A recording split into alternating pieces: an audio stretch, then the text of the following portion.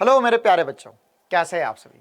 उम्मीद है आप सब स्वस्थ होंगे, मस्त होंगे और नीट की जोरों शोरों से तैयारियां कर रहे होंगे, रिवीजन कर रहे होंगे। तो आखिरी का कुछ समय है ना, आखिरी का एक महीना अब हमारे पास नीट के लिए बचा है।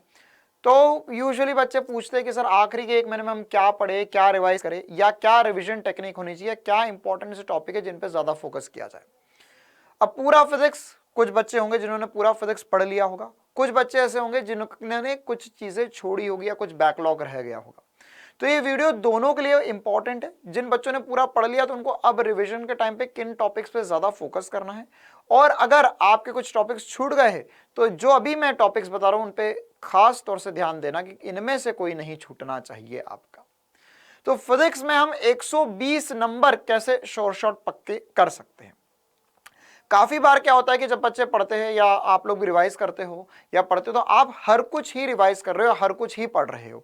तो सब कुछ ही पढ़ोगे, सब कुछ ही रिवाइज करोगे तो उसमें बहुत बार ऐसा हो जाता है कि जो चीजें कम इंपॉर्टेंस की होती है, जहां से सवाल नहीं बनता है, हम उन चीजों को ज्यादा समय दे देते हैं।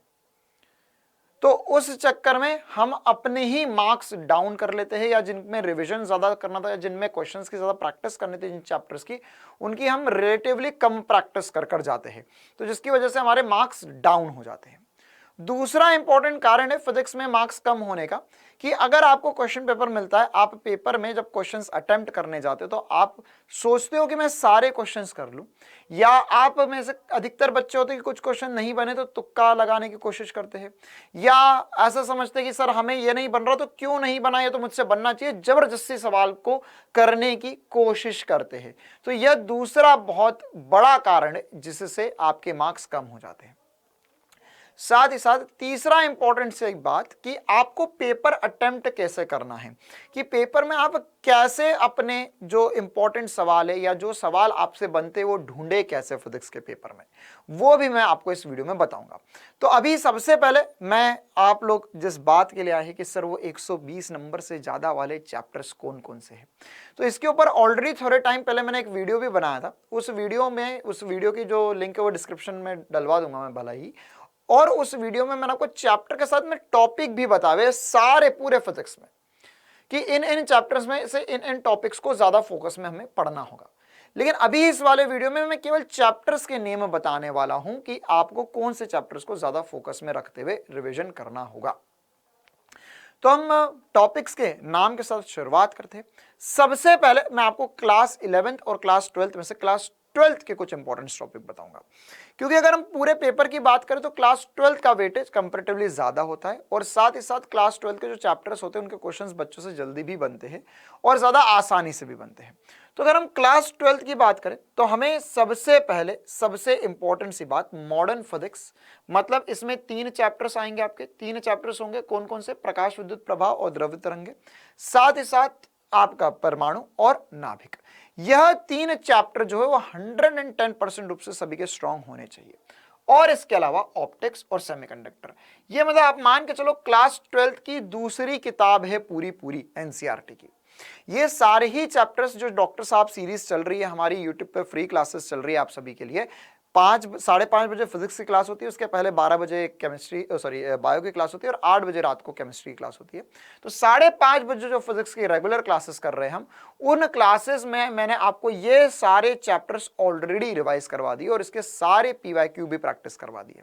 साथ ही साथ मॉडर्न फिजिक्स और सेमीकंडक्टर के एक्स्ट्रा क्वेश्चन प्रैक्टिस भी मैंने आपको करवा दी है। अगर आपने अभी तक वो क्लासेस नहीं देखी है जाकर तो प्लीज एक बार उन्हें देख लीजिए, वो आपके लिए बहुत ज्यादा फायदेमंद रहने वाली है। अगर आपने इन चैप्टर्स की थ्योरी पढ़ ली तो क्वेश्चंस बहुत ज्यादा इंपॉर्टेंट है। पीवाईक्यू सभी चैप्टर्स के लगाने हैं आपको, तभी आप अपने मार्क्स इंप्रूव कर पाएंगे। इसके अलावा ऑप्टिक्स भी काफी इंपॉर्टेंट पोर्शन है। ऑप्टिक्स मतलब किरण प्रकाशिकी और तरंग प्रकाशिकी, तो इन दोनों को मिलाकर आप मान सकते हो कम से कम 4 से 5 सवाल आएंगे ही आएंगे नीट 2023 में। ये जो पूरा एनालिसिस है मेरा 2020, 21, 22 के पेपर पर जो ट्रेंड अब बनने लगा है उसको देखते हुए ये सारे चैप्टर्स के नाम हम आपको बता रहे हैं। तो इसमें आप 5 सवाल मिनिमम मान सकते हैं। मॉडर्न फिजिक्स में भी 5 से 6 सवाल मिनिमम आएंगे ही आएंगे। और इसी प्रकार से अर्धचालक, सेमीकंडक्टर, अर्धचालक और सेमीकंडक्टर से भी 3 सवाल मिनिमम आएंगे ही आएंगे, 3 से 4 सवाल। तो अगर आप इतना पोर्शन कर लेते हैं तो आपके मिनिमम 13 और मैक्सिमम 15 क्वेश्चन कवर अप हो जाएंगे। तो अगर ये 13 से 15 सवाल भी कर लेते हैं तो बेटा आपके मिनिमम टू मिनिमम 55-60 मार्क्स के प्लस आपने इतने में कर लिए है ना। 60 मार्क्स आपके पक्के हो गए यहां पर। ये सभी चैप्टर्स को डिटेल में पढ़िए, डिटेल में इनको करिए। इनकी क्लासेस ऑलरेडी यूट्यूब पे भी डली हुई है, साथ ही साथ इनकी मैंने रिवीजन क्लासेस भी ऑलरेडी लगा दी। इसके अलावा क्लास 12th का ही एक और पोर्शन होता है क्लास 12 के स्टार्टिंग का, जिसमें करंट इलेक्ट्रिसिटी और मैग्नेटिज्म। तो करंट इलेक्ट्रिसिटी और मैग्नेटिज्म मतलब विद्युत धारा और मैग्नेटिज्म में हमारे पास वैसे दो चैप्टर होते हैं। एक मेन चैप्टर जिसमें हम धारावाही चालक के कारण चुंबकीय क्षेत्र या गतिमान आवेश और चुंबकत्व देखते हैं, और इसके अलावा द्रव और चुंबकत्व। तो ये matter and magnetism, magnetism and matter जो एक और छोटा सा चैप्टर होता है चुंबकत्व और द्रव, उसमें भी एक आधा सवाल आता है। तो इन दोनों चैप्टर को मिलाकर मिनिमम 6 to 7 क्वेश्चंस नीट 2022 में, सॉरी इससे ज्यादा सवाल आ गए थे ना। नीट 2022 में जो सवाल आए थे वो इसमें से 7 to 8 क्वेश्चंस आए थे, लेकिन मैं फिर भी 6 क्वेश्चंस मान के चल रहा हूं, 6 to 7 क्वेश्चंस। तो अगर आप इनको ऐड करोगे तो आप आराम से 20 क्वेश्चंस तक पहुंच चुके हैं। इसके अलावा है ना, ये वाला चैप्टर करंट इलेक्ट्रिसिटी भी मैंने रिवीजन करवा दिया, क्वेश्चन प्रैक्टिस करवा दिए। मैग्नेटिज्म वाला जो पोर्शन है ना, जो चुंबकत्व वाला जो पोर्शन है, गतिमान आवेश और चुंबकत्व, धारावाही चालक के कारण चुंबकीय क्षेत्र, इसकी भी क्लासेस में आने वाले समय में रखने वाला हूं। इसके अलावा क्लास 11th का एक बहुत important chapter unit and dimension है ना। इस चैप्टर में काफी सारे एसपी स्टार जो आपको आगे भी काम आएंगी, बहुत सारी ट्रिक्स मैंने आपको सिखाई है। जो रिवीजन करवाया था अभी मैंने थोड़े ही दिन पहले यूट्यूब पे जो क्लासेस ली थी उसमें भी मैंने ये सब कुछ बताया था, आप वो क्लास भी जाकर देख सकते हैं। और ये वाला चैप्टर भी मैं करवा चुका हूं, लेकिन आपको फिर भी ये क्वेश्चन चैप्टर्स करने होंगे। इनके क्वेश्चंस काफी ज्यादा इंपॉर्टेंट, इनके पीवाईक्यू सारे करने होंगे। तो इस चैप्टर में से भी 2 से 3 सवाल आएंगे, मतलब इस पेज से आप मिनिमम टू मिनिमम 20 से 25 क्वेश्चंस ऑलरेडी देख चुके हैं। इसके अलावा और क्या चैप्टर्स होंगे सर? क्लास 11 के कुछ चैप्टर्स के ऊपर चर्चा कर लेते हैं, जैसे काइनेमेटिक्स। काइनेमेटिक्स से पहले के जमाने में, मतलब कि अगर हम बात करें 2015 की बात करें, 16 की बात करें, तो उस समय में इससे कम सवाल आते थे। काइनेमेटिक्स में 2 चैप्टर रखेंगे हम, सरल रेखा में गति और समतल में गति। लेकिन पिछले 2-3 सालों में इससे सवाल बढ़ चुके हैं, तो हो सकता है कि हमारे नीट 2023 के पेपर में भी इससे ज्यादा सवाल आए। मिनिमम 3 सवाल हम यहां पर रखना चाहेंगे, 3 से 4 सवाल आ सकते हैं। साथ ही साथ थर्मोडायनेमिक्स, उष्म गति की, ये पूरा चैप्टर जो है, ये पोर्शन इंपॉर्टेंट भी है क्योंकि ये आपको केमिस्ट्री में भी मदद करता है, फिजिक्स में भी मदद करता है। तो इससे भी मिनिमम 2 से 3 सवाल आएंगे ही आएंगे। और साथ ही साथ ग्रेविटेशन, गुरुत्वाकर्षण की रिसेंटली हमने क्लास करी है। ये वाले जो चैप्टर्स है ये हमारे बचे हुए थर्मोडायनेमिक्स, काइनेमेटिक्स और इसके अलावा मैग्नेटिज्म, ये कुछ 2-3 चैप्टर्स है जो मैं नेक्स्ट वीक में कवर अप करूंगा क्लासेस में। इसके अलावा ग्रेविटेशन भी काफी ज्यादा इंपॉर्टेंट पोर्शन होता है, इससे भी 2 सवाल है ना। 2022 में 21 में 2 सवाल आए ही आए हैं। तो आप 1 से 2 सवाल फिर भी एक्सपेक्ट कर सकते हो कि ये छोटा पोर्शन होता है ग्रेविटेशन वाला, और इससे सवाल ज्यादा आते हैं। देखो, ग्रेविटेशन और यूनिट एंड डायमेंशन क्लास 11 के ऐसे चैप्टर से, मात्रक और मापन और गुरुत्वाकर्षण, जो छोटे चैप्टर से, लेकिन इससे सवाल ज्यादा आते हैं। साथ ही साथ ईएम वेव्स, विद्युत चुंबकीय तरंगे, क्या कहने इस चैप्टर के, है ना। ये चैप्टर मतलब पूरे फिजिक्स के सबसे छोटे चैप्टर्स में से एक है। आप अगर 2 घंटे इस चैप्टर को पढ़ लेंगे, 2 से 3 घंटे आप एनसीईआरटी को रीड कर लेंगे तो आपका काम हो जाएगा। लेकिन इससे 2 सवाल आ चुके हैं पिछले साल, तो 1 से 2 सवाल 100% आएंगे। ये वो सवाल है जो आपको गलत नहीं करके आने हैं पेपर में। तो अगर इतना कर रहे तो 25 से ज्यादा सवाल आप आराम से कर सकते हैं। और अगर आप 25 क्वेश्चंस अटेम्प्ट कर आ जाते हैं ना, तो 25 इंटू 4 करोगे तो आपके 100 से ज्यादा मार्क्स, 100 या 100 से ज्यादा मार्क्स आप आराम से लेकर आओगे नीट के पेपर में फिजिक्स में। अब इसके अलावा बच्चे और कहां गलती करते हैं वह भी हम समझ लेते हैं। काफी बार ये होता है कि बच्चों के पेपर में फिजिक्स में, है ना, जिनके अच्छे मार्क्स आ रहे, वेल डन बेटा, वेरी गुड, आप इन चैप्टर्स को बढ़िया से रिवीजन कीजिए। मैं उन बच्चों की बात कर रहा हूं जो अभी भी 70 नंबर, 80 नंबर या उसके आसपास कहीं लटक रहे, या 100 को जस्ट टच कर देते। तो सबसे बड़ी गलती यह होती है, जब फुल सिलेबस टेस्ट जब लगाते हैं बच्चे, तो उसमें क्या होता है कि आप उन चैप्टर्स में कूद जाते हैं जो थोड़े से मुश्किल होते हैं, या रिविजन करते वक्त आप ऐसा सोचते हैं कि हम कार्य ऊर्जा शक्ति, न्यूटन के गति के नियम, या इसके अलावा क्लास 11 के और कुछ टिपिकल चैप्टर्स जो होते हैं जिनमें क्वेश्चंस की वैरायटी बहुत ज्यादा बन सकती है, आपको बहुत भिन्न भिन्न तरीके से उलझाया जा सकता है। या इसके अलावा जैसे तरल यांत्रिकी वगैरह है ना, उसमें वो भी बेसिक कंसेप्ट तो पृष्ठ तनाव वगैरह का पोर्शन इजी है, उससे सवाल आने के चांसेस है, वो आप कर सकते हैं। लेकिन उनमें अगर आप बर्नौली वगैरह में जाएंगे तो उसमें सवाल की वैरायटी बहुत ज्यादा बन जाती है और वो बच्चों को समझ भी धीरे से आते हैं। और अगर आप इस बचे हुए 1 महीने में उसे पढ़कर उसके सवाल सॉल्व करने जाएंगे तो आप जो ज्यादा आसान था उसको नहीं कर पाएंगे। याद रखना है नीट के पेपर में, अगर तुम एक गोला काला करते हो और वो तुम्हारा सही होता है तो इस बात से कोई फर्क नहीं पड़ता कि सवाल बहुत डिफिकल्ट था या बहुत इजी था, तो भी 4 नंबर हर कंडीशन में मिलेंगे। बहुत डिफिकल्ट तो भी 4, बहुत इजी तो भी 4 नंबर। तो हम बहुत डिफिकल्ट वाला सवाल क्यों करें, क्यों हम हमारा समय बर्बाद करें जब हम थोड़े इजी वाले सवाल करके दूसरों से आगे निकल सकते हैं रेस में। तो सबसे पहले ये चैप्टर्स को स्ट्रॉन्ग करना है आने वाले 1 महीने में। आने वाले 1 महीने के लिए तो हम नहीं बोलेंगे, लेकिन आने वाले 15 दिन का टारगेट मैं जरूर सेट करना चाहूंगा आप लोगों के लिए कि आने वाले 15 दिन में अपना टारगेट सेट करोगे, इन चैप्टर्स में बिल्कुल ऐसी महारत हासिल कर लो कि इसका कोई सवाल हम गलत ना करें नीट के पेपर में। अब जिन बच्चों के मार्क्स कम रह जाते हैं उनकी एक और मिस्टेक जो है वो मैं आपको बताता हूं, जो बहुत ज्यादा इंपॉर्टेंट है और जो आपको पता होना चाहिए। क्या होता है यूजुअली पेपर करते समय जब क्वेश्चंस अटेम्प्ट करते हैं तो क्वेश्चन का सिलेक्शन करना बहुत ज्यादा इंपॉर्टेंट है कि हमें कौन से क्वेश्चन बनेंगे और कौन से क्वेश्चंस मुझे करने हैं।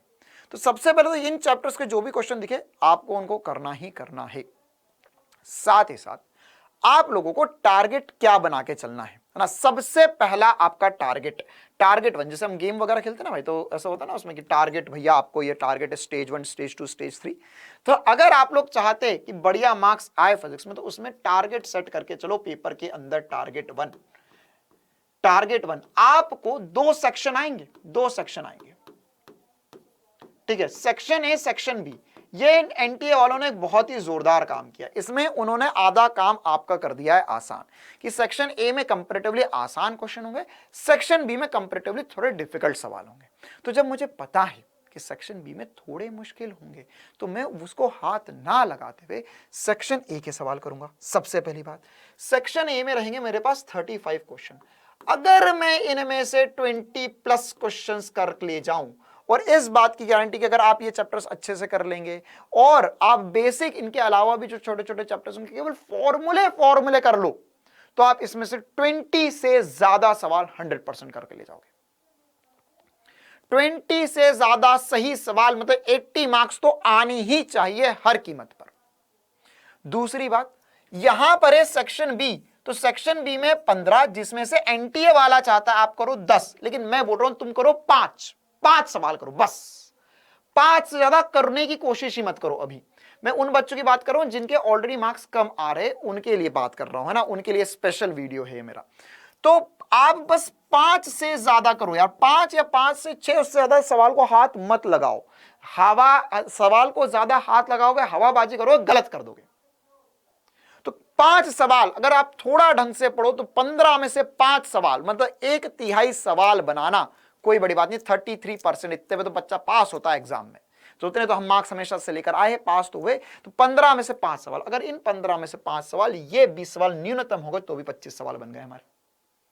अब सेक्शन ए में जो और इजी सवाल थे उन्हें ढूंढो, उसमें से 2-5 सवाल, 1-2 सवाल यहां से बनाने की कोशिश करो। 25 से ज्यादा सवाल 100% आप बना के लाओगे हमेशा, और 30 सवाल आप कर ले जाओगे। अगर 30 सवाल कर गए, 30 क्वेश्चंस मतलब 120 मार्क्स आपके पक्के हो गए।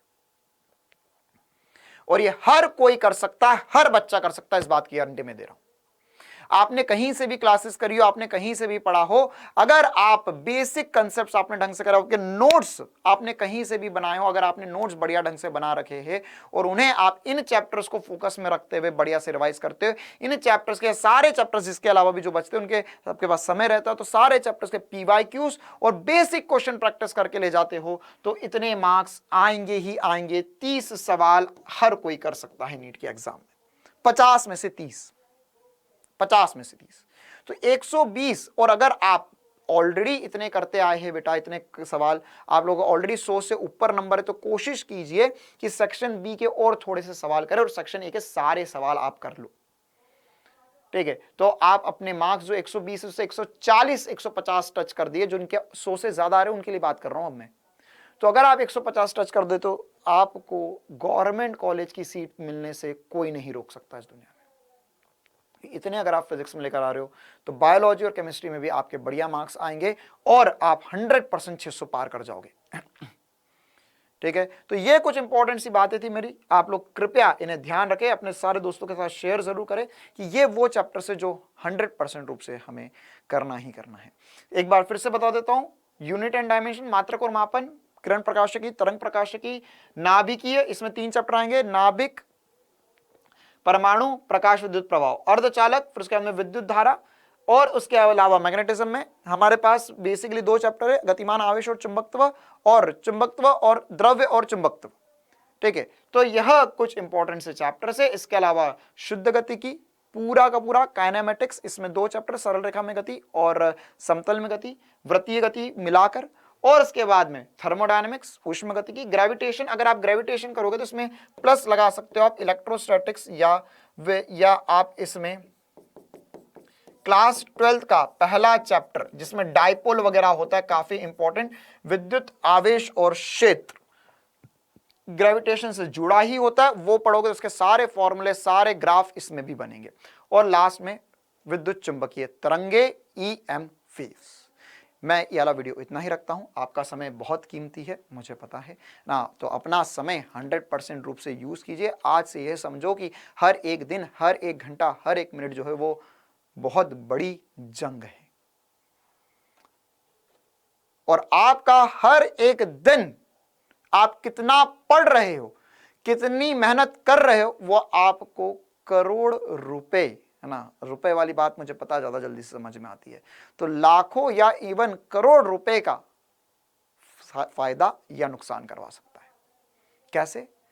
जब आप पढ़ोगे, कमाओगे, तो कमाओगे तो भाई डॉक्टर बनोगे, तो डॉक्टर अगर मान के तुम हजारों से कमाना शुरू करते हो, तो आज से 20 साल बाद, 25 साल बाद, 30 साल बाद जब तुम रिटायर होंगे, है ना, तो अगर तुमने इस साल नीट निकाल ली, बहुत इंपॉर्टेंट सी बात बोल रहा हूं, सुनकर जाओ, अगर मान के चलो इस साल तुमने नीट निकाल ली तो तुम आज से 25 साल तक कमाओगे। लेकिन अगर इस साल नीट नहीं निकला और अगले साल नीट निकला, तो वहां पर एज लिमिट तो फिक्स है, 60 साल की उम्र में रिटायरमेंट होना है, तो फिर तुम 25 की जगह 24 साल कमाओगे, 1 साल कम कमाओगे अपनी जिंदगी का, और 1 साल पहला साल मत जोड़, पहला तो शुरुआत होना ही है, आखिरी साल इंपॉर्टेंट है, तो आखिरी साल जो तुम्हारी सैलरी होगी वो 1 साल कम मिलेगी तुम्हें, है ना, तो बस ध्यान रखो, हर एक दिन, हर एक मिनट, हर एक घंटा जो है वो तुम्हें करोड़ रुपए का पड़ने वाला है।